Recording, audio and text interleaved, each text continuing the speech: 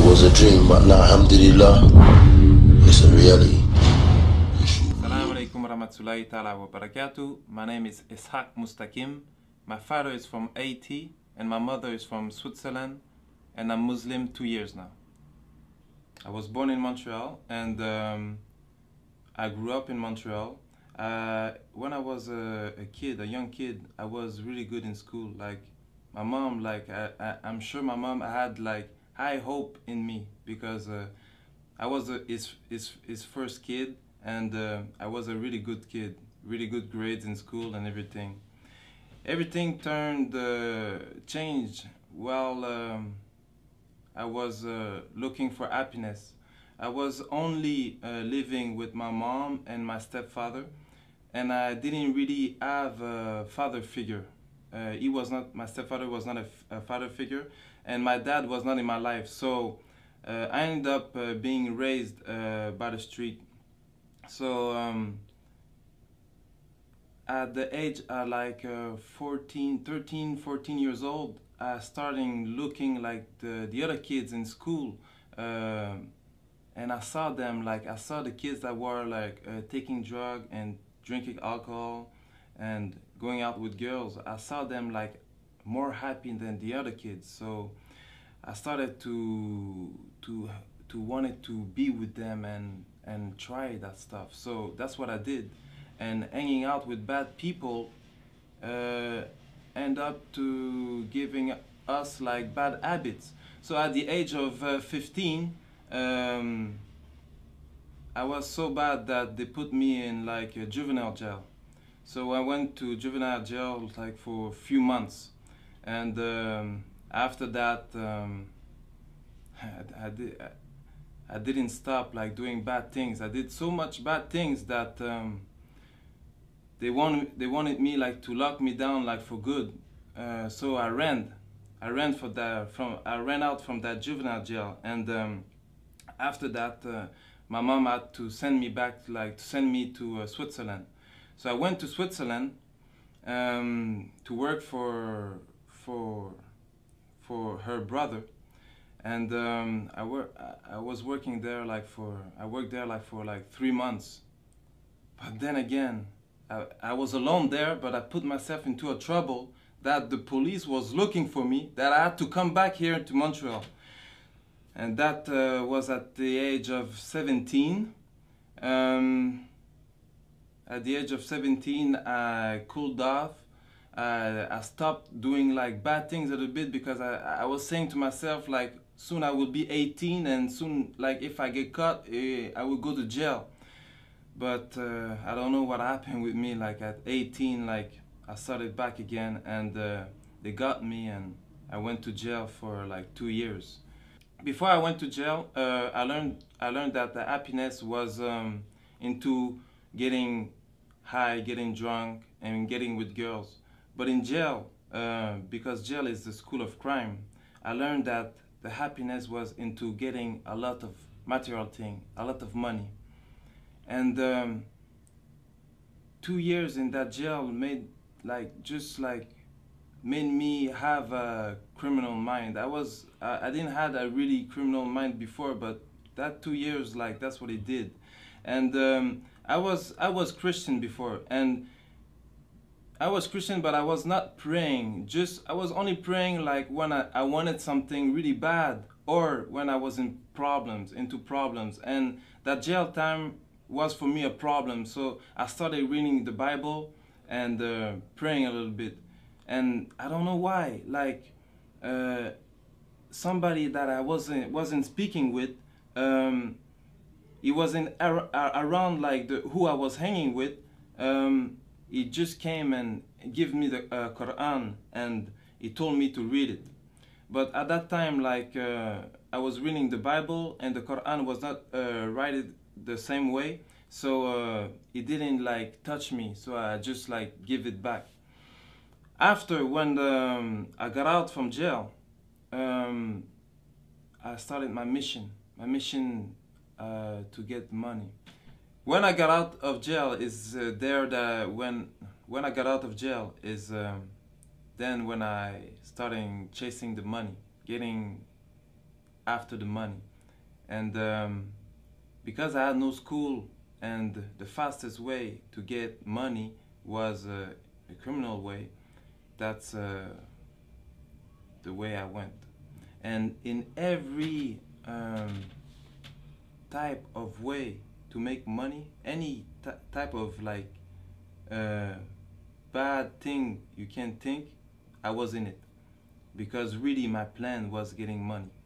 And I lived like, I don't know if it's a good thing, or if some people would say it's a good thing, some people would say it's a curse, because in my life, like, I achieved like most of my goals that I wanted. And for 10 years, like, I lived that life of like luxury, that life of power and respect. So because when I say this, like, people don't really understand, so I have to make a little bit like of explain a little bit. Like when I say like I had the things that most people, young and older, they would like to have, that I had in my life, they don't really understand, because everybody has his own perspective on like what is luxurious. So when we're talking about cars, Benzes, I had a few, BMW, Porsche, Viper, Hummer, Jaguar, Cadillac, like most of all the brands, like the big brands, that's the car that I had.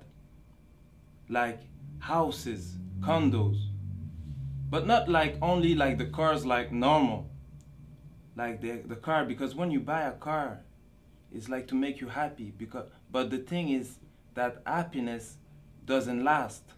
So right after, like, you have to suit up the car. But after, when the car is suited up, there's nothing else to do. So you buy another car. Me at one time, like, had like 2 cars, and I was renting out like other cars just to have another change, because like I was bored. I had a house and I was living in hotel suites. It cost me like 10,000 a week just for hotel suites. So the clothes, like just the clothing, like because like when you have money, like even the money like change your style a little bit. Because before I was like I was dressing like everybody, but after that I had to like buy suits, you know, like $3,000-4,000 suits, you know. And I had like me, I was not really the type that was going like into clubs and partying.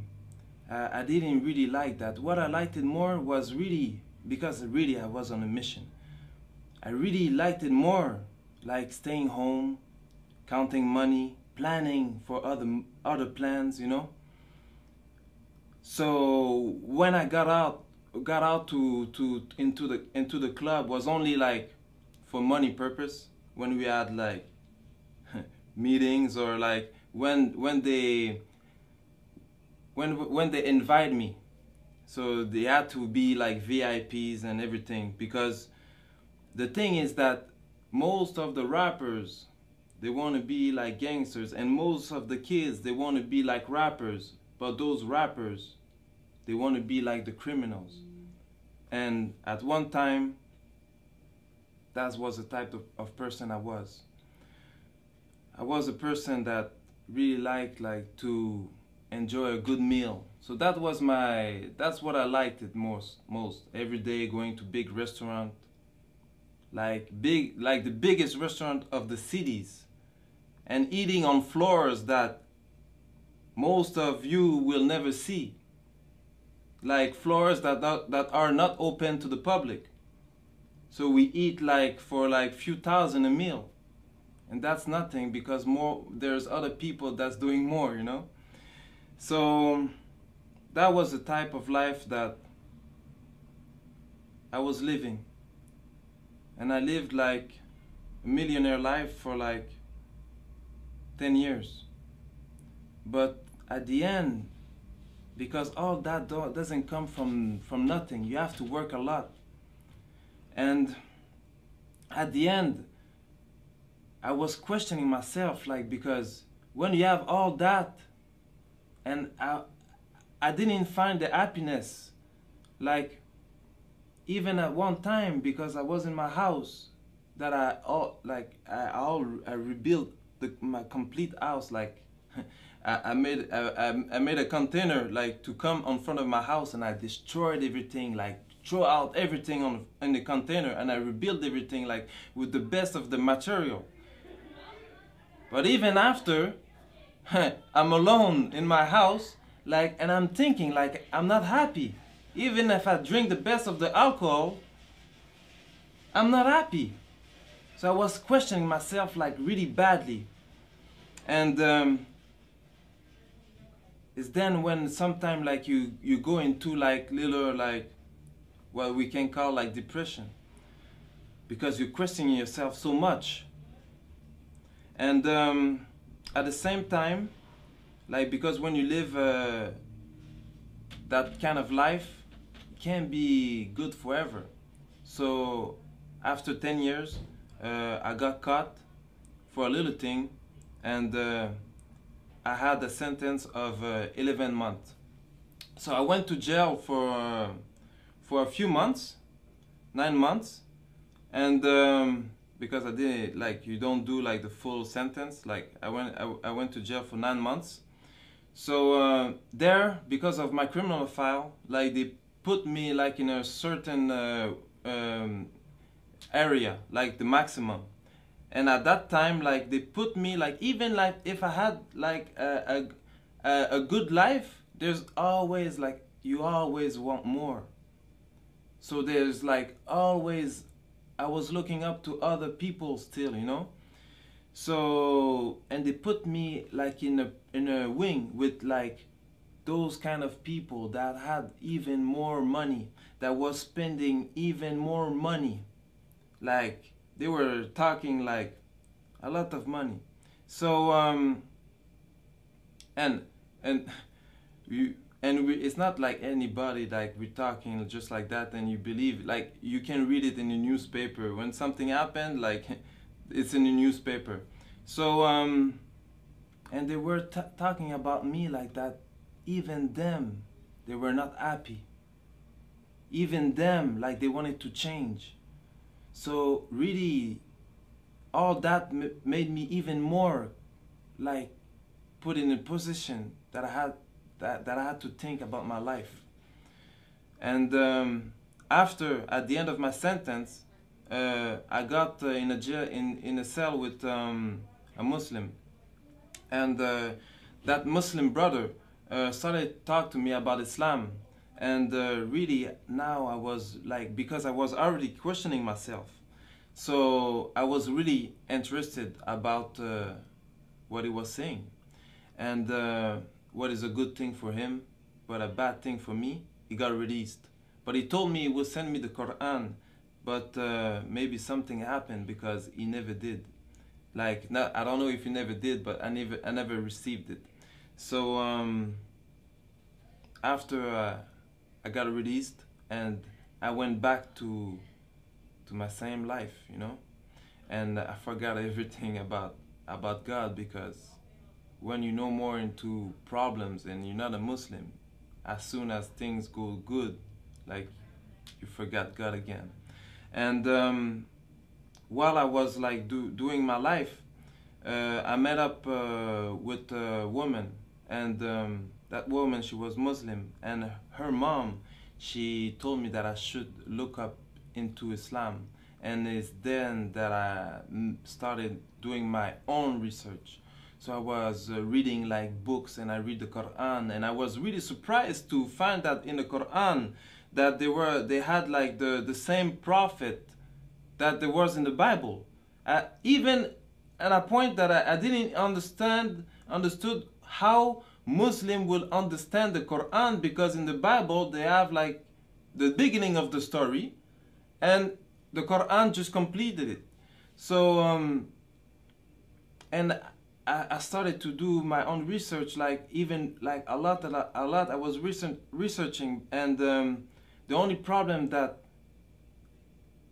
I end up having is like that, because as a Christian you have to believe that Jesus is the Son of God, and if you don't believe this, you go to hell, and if you believe it, you go to paradise. And I didn't want it to go to hell for nothing. Like it had to be the true religion, so I had to really make some research. And alhamdulillah, I found that Islam was the truth, and I made my shahada. So right after I took my shahada, 3 days after, my mom called me and told me that the police was looking for me. So I went to see my lawyers, and they told me that I should give myself tin.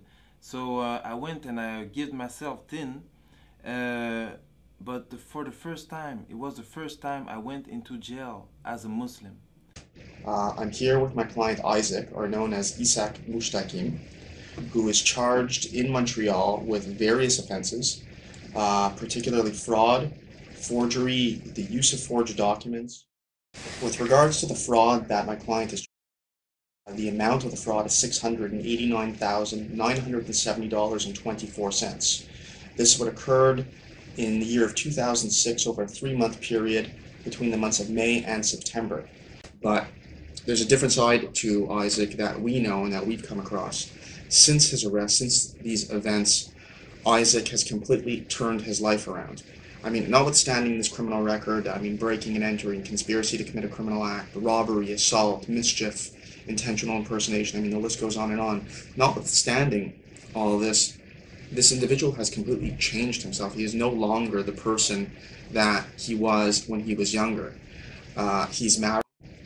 He had a tough life. I mean, he grew up on the street. He grew up a life of crime and violence. That's no longer the person he is. He's married. He's a contributing member of society. He has a stable job. We have letters of recommendation from his employers. He's found religion. He's converted to Islam, and he's very observant of that.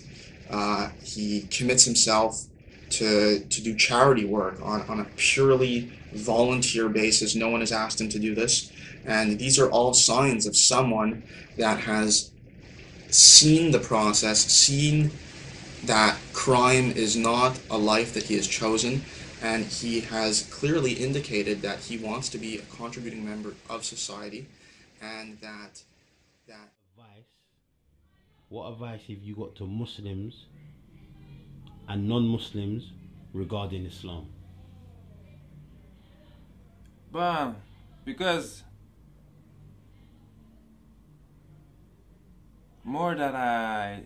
before I never knew like Muslim people.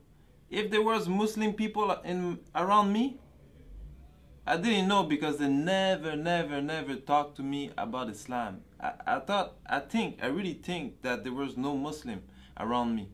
But now that I'm a Muslim and I'm just like hanging out with Muslim and seeing Muslim, there's a thing that really like get me sad, you know? Is because me, before, I used to like a lot of the tattoos, and on my head a tattoo get money. But more that I see little kids, like young kids, young Muslim, I realize that they have the same tattoo that I have, but not on their head. They have it on their heart, and they want to compromise their Islam for money, for like seriously stupidity. Like I don't, and that get me like really sad, that they don't know the value of what they really have. Because Islam gives me an happiness that everything that I had in my life, like all the money, the girls, because with a lot of money comes the girls, the money, the girls, the house, the condo, like all that life never give me a happiness that I have today. A happiness that lasts. And for the non-Muslim, seriously, before, like I didn't know nothing. For real, me, before, I will never thought I will be a Muslim. Never. Never. So seriously, like, what they're showing, like, in the media, because we all think like, we think like Muslim is like crazy people with beard that want to blow themselves up. Like, I don't understand. Like, what you see in the media is not the real thing. Really, if you want to learn something, you open the book and you read. And before I used to not read, never read. But seriously, when you read about Islam, it's the best thing that you can learn. And even if you're not interested about changing your religion or getting a religion, at least just read it for like education. Just read it so you know what they're talking about. Why so much people are turning into Islam? Why? You have to question yourself, like, because everybody has a brain. Maybe you believe there's a God or not. I believe there's a God, and a God like give us a brain, and the brain is to think. So I just ask you to think by yourself. Don't think like don't just follow what the media gives you. Like, think by yourself and read. Like, read the Quran. There's translation of the Quran in French, in English, in all the language. So just read, try to really learn about Islam, and don't look what the Muslims are doing, because that's a lot of people say like, but I know a Muslim. A lot of Muslims, we're human beings and we all do mistakes, and there's a lot of Muslims that like there's only one Muslim, and that was a prophet that really like can live what the religion, the Prophet ﷺ, like that really like lived what the religion was teaching. But all the Muslims, most of the Muslims, even me, I'm not a perfect Muslim. We all try to be good. We all try, but you can't learn the religion by looking at me or hearing what I'm saying. So that's why I'm saying, go read the Quran and learn about Islam from its source. And I want to say Jazakallahu khair to Roadside to Islam.